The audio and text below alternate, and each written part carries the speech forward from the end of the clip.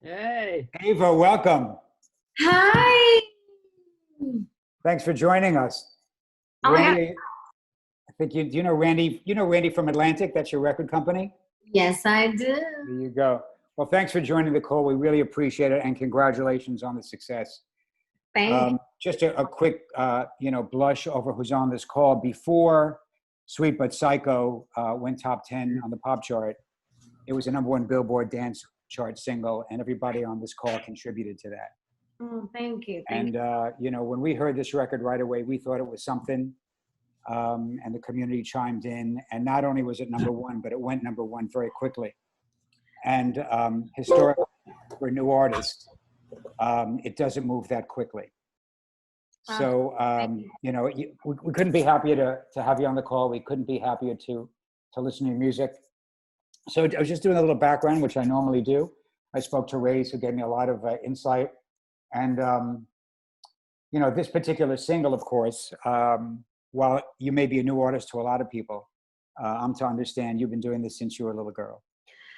Yes, I have. I mean, it's been a long journey, but I'm so grateful for all the lessons I've learned because I definitely would not have been able to write the songs I'm writing now and be able to sing about these things and inspire people because I feel like you have to go through it yourself. So.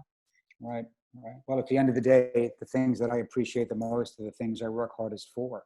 Exactly. Yeah, that's actually how it's supposed to be, right?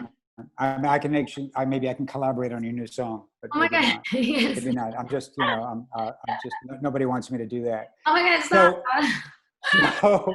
So the single comes out. I'm going to ask you in a second what the nexus of the lyric was, because I know you co-write and collaborate often. Is there some autobiographical information we need to know about this song? Really, just are you talking about the album or the song? I'm talking about Sweet But Psycho. Sweet But Psycho. Psycho is redefined. The psycho means strong and independent and passionate. And so I feel like in relationships we tend to call our other better half psycho sometimes because we may be a little bit passionate and loud and sometimes psycho just comes out. So it's redefined. Psycho doesn't mean psycho, like the crazy horror story you think of.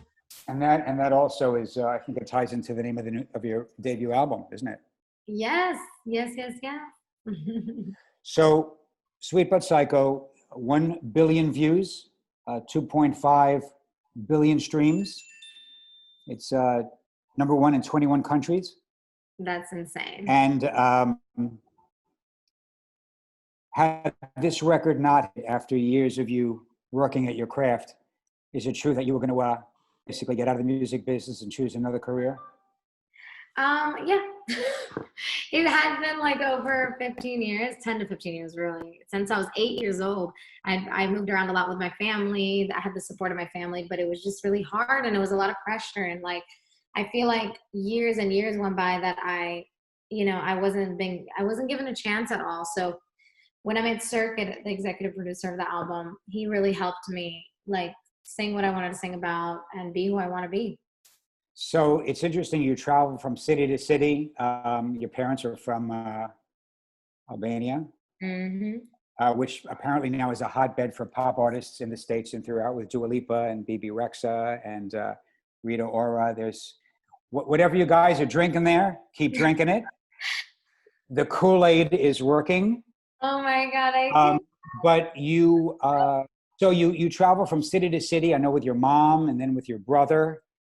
Nothing seems to gel, and then you go to a birthday party, right? Mm-hmm. All right, tell us about that.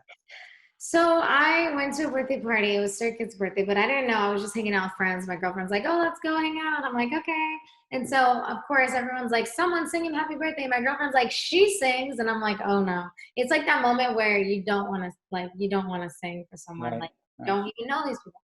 So I was like, "Okay, fine." And so I did it, and afterwards, it was just we all became really good friends, everyone in the group, and we started hanging out. A couple months later, I started working with Circuit, and really that's how it was. I mean, he liked my voice. And you have Kings and Queens that followed, So Am I that followed, the current single Naked that followed. Yeah, the whole album. I mean, I've been working hard on this album the last year and a half, and I'm really proud of it. I'm really proud of the record, and I'm just so happy people are loving it.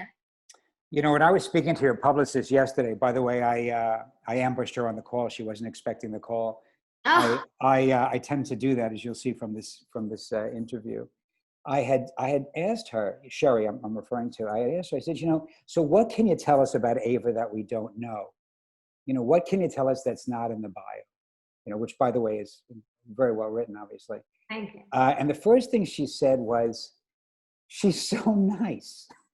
Oh, And the second thing she said was, "This is a woman who takes her career very seriously and is in control of everything that happens." yeah.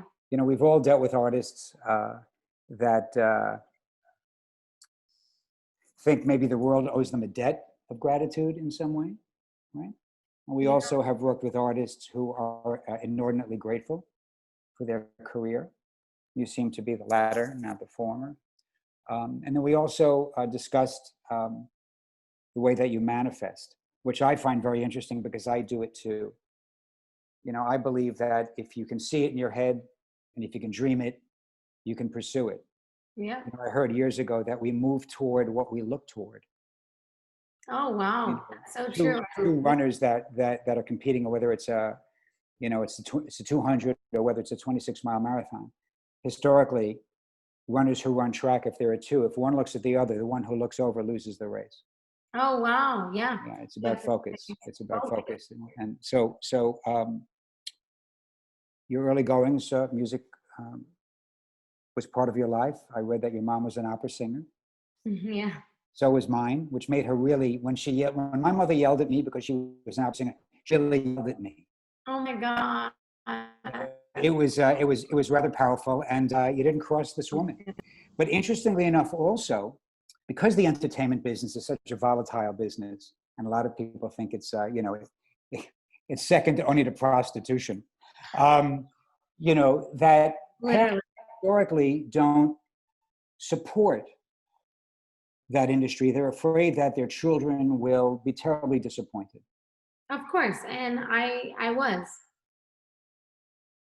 I But was. your mom hung in. Yeah, she hung in. I mean, she obviously there were times where we held each other crying, like Right. sad, but there's always times like that. It's never going to be perfect. That's right. Even now, it's not perfect. I released my debut album, and then 2 days later, my grandfather died, and so it was like it's never perfect. I think everything in life has like ups and downs, and that's why I chose Heaven and Hell as the title of the album, because I feel like we live in heaven and then hell. We live in highs and lows. Yeah, life is static, and I've always said that if you want to judge the quality of a man or a woman, the real quality of a man or a woman, you judge us by how we behave when we're not getting what we want. Oh my God, I love that. I'll tell you something. You know what? I'm definitely collaborating on the next song. I'm definitely doing it.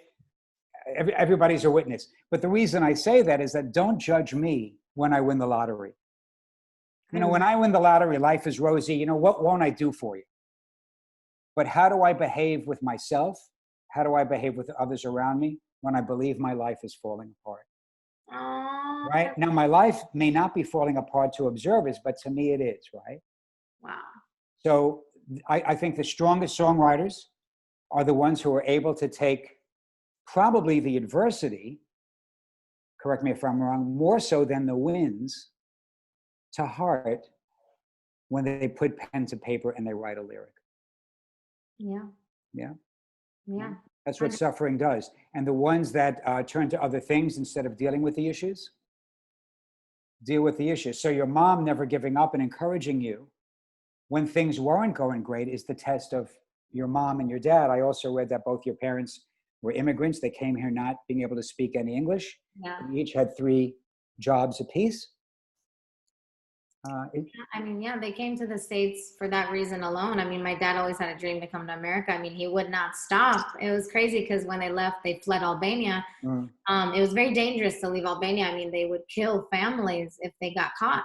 So right? They would just, the horrible things that you don't want to hear. So like both my parents left because my dad knew someone in the airport.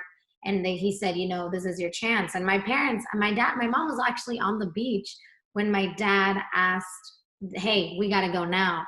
And so my mom left everything. Didn't even say goodbye to her mom. She literally left with I don't know how old my brother was, like 5 or 6. And they got on the plane with nothing. And they ended up in France for a year. They lived in the Red Cross. And my dad still said, you know what, we're not staying in France, we're going to America. So he kept pushing to go to America. And my mom was just like, you know, we could stay in France if you want. And but my dad had this American dream. So he's like, you know, America's the only place you can go and work all day, all night, and not be told to not work. And so that's why he wanted to come here, because he wanted to work nonstop. He's crazy. My dad's crazy. So is it safe to assume that you work nonstop? My dad thinks I work nonstop. I take breaks.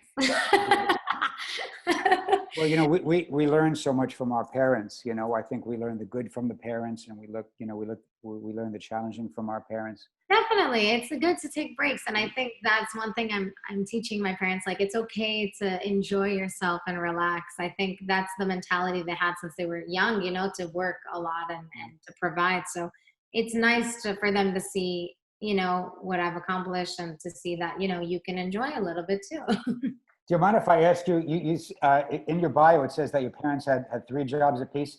I'm curious, can you tell me what the jobs were? I'm just curious. And if you don't have to talk about it, if you don't, but I am interested. My mom would bake cakes. My dad would make pizza. Then he'd be a taxi cab driver at night. So it'd be like all kinds of things. They literally were working nonstop. I remember my mom coming home to just take a nap for an hour, and then she'd go again. I lived with my grandma for a long time because my parents were never home. They were just working and saving and working and saving, and it was crazy. And that's the blueprint that you followed, isn't it? Yeah, my dad always said, you work now and you play later. He doesn't like the philosophy of work hard, or work hard, play harder. I don't know what that philosophy is. That was my dad's philosophy, by the way. Which one? Work hard, play hard. See, my dad says work now, play later. Oh, gotcha. So I'm like, oh my gosh, what are all these sayings? Are you an only? Well, my brother's a lot older than me, so kind of. No, I'm just kidding. No, my brother is great. I have an older brother. And does he live in the States? He does. He's a great role model. He's very focused, and yeah. Tell me about the story behind Kings and Queens. Kings and Queens. Oh my God, I love Kings and Queens. It's one of my favorite records. So do I. Thank you, on the album. It's about equality. It's about female empowerment. It's about queens supporting queens, but also having fun and popping some champagne. I think we all need to do that every now and then. Literally. So what are the obstacles? Obstacles for what? For my For life? life. My obstacles in life have been challenging. I mean, I would write records in the studio, and then I wouldn't get those records back, and when I recorded them from people. And so there's records out there that people have that I've never gotten back. It's just like, I remember not being taken seriously. Oh, I think you got muted. Oh, what did you say? Sorry. I said that, hang on for 1 second. Yeah, it's okay. I think you got muted a little bit. Can you hear me now? Yes. Okay, I was going to say that, obstacles for me, and I think for a lot of people, become this driving force. You know, just the desire to win, just desire to overcome fear. I think fear is a tremendous motivator if you know how to use it. Oh my gosh, yes, it actually is. Yeah. I think if you go from a positive way, if you think the positive thing, I think if you think about giving to others, I think it's easier to win. Because if you think about only yourself, it's harder, you know? So for me, I have a lot of people in mind that I want to take care of. So there's no option to fail for me. Right. And it's funny you say that. My father used to say failure is not an option in this house. It's not. It's not. And it can't be, because if it is, then you will not make it. If you keep saying it's okay. And I'm not saying failure is not okay, because obviously I failed a lot. But I feel like it's just, you got to keep going basically after. I don't know as I would necessarily call,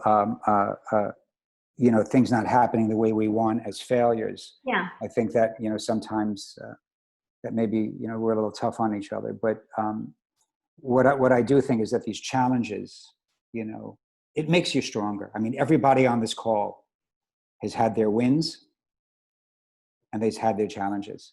Oh yeah. I mean, we're made up of our challenges, right? Right. So, in other words, if you don't get your way, what are you going to do? You're going to take the ball and go home and not play anymore. And that's, again, the test of how do we behave when things don't go our way? Do we move forward? Do we curl up in a ball and leave? I'm foolish enough. I usually run into fear. If I see something, I once heard that if you're frightened of something, if you have anxiety about something, or you want to drive towards something, embrace it. Do not run from it. Welcome it. Yeah. Fear at the end of the day, or upset or anxiety, everything that happens is only 5 inches between our ears. It's right here. It's this computer that controls everything. You're right. I mean, one day I can drive myself crazy and another day I'll be fine. And it's all in my head. Right. You can wake up one morning in the same bed. Sun rises in the east, sets in the west. You're in a great mood. Yeah. 24 hours later, someone says, have a nice day. And you say, don't tell me what to do. I can have any kind of day I want. What are you trying to control my day? I mean, I know what that's like. Why did you say that? Hey, come on. What do you mean by that? I can have any kind of day I want. Come on. Anything can be a trigger, really. I've had different things become triggers. And I'm like, what? Why did I let that affect me? But then it affects my whole day. So it's like, it's really just not to let it affect you. So I'm not going to keep it too long. I'm going to ask you a couple of poignant questions. What's the 5-year plan, Ava Max? The 5-year plan? Well, we can, or if you like, you can choose the 5-minute plan. No, I like it. 5-year plan. It's 5 albums. Oh, okay. An album a year. That's rather prolific. An album a year, a tour every year once this pandemic is over, and basically nonstop. Right. And who would we like to collaborate with that we haven't collaborated with already? I really want to do a song with Post Malone. I love Post Malone. Right. Yeah. Anybody on the panel would like to ask Ava a question or two? It's open. Hey, guys. Come on, bring it. Hey, Ava, this is Riddler. Hi. Can you guys hear me? It's good to see you again. I just had a question. How does it feel having a viral video? You're driving? I can't. You're driving right now. Wait, what were you saying? Sorry, go ahead. I said, how does it feel having a viral hit on Queens right now? I think he said TikTok. Oh, TikTok. It's kind of crazy watching people do like videos to my songs on TikTok, and that platform has really become like huge. So I just feel grateful. I mean, I see a lot of the songs going crazy on TikTok right now. Take You to Hell.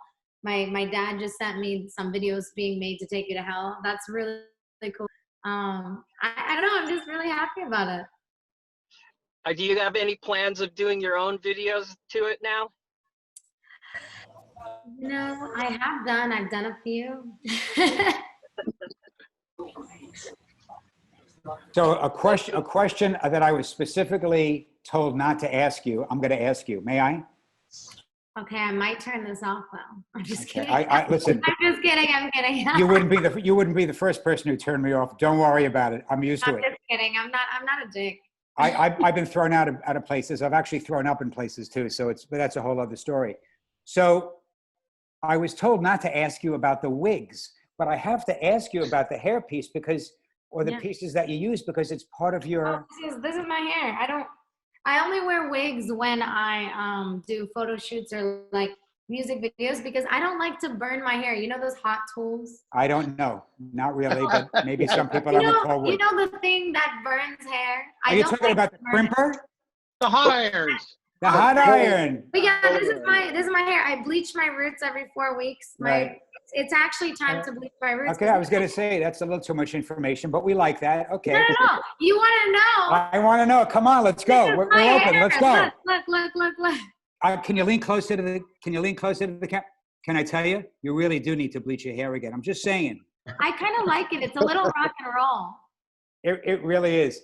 Ava, this has been an absolute pleasure. We're not going to keep you. I know I'm on a tight timeline. I want to thank everybody on this call. Again, the people on this call were the Billboard DJs that supported Sweet But Psycho Thank you, to everyone.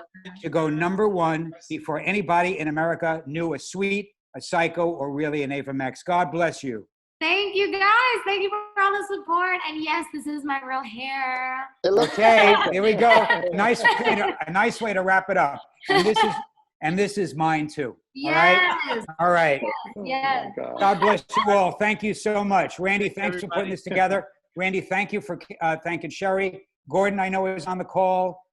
Billboard DJs are on the call. Gordon, good to see you. Thank you. Bye, everyone. Give my love to the kids. I love you guys. I am so grateful that you're part of this. Watch out for the next one. To be continued. Thank you, Bye, Brad. guys. Thank you. Bye-bye. Thanks, Dave. Thanks.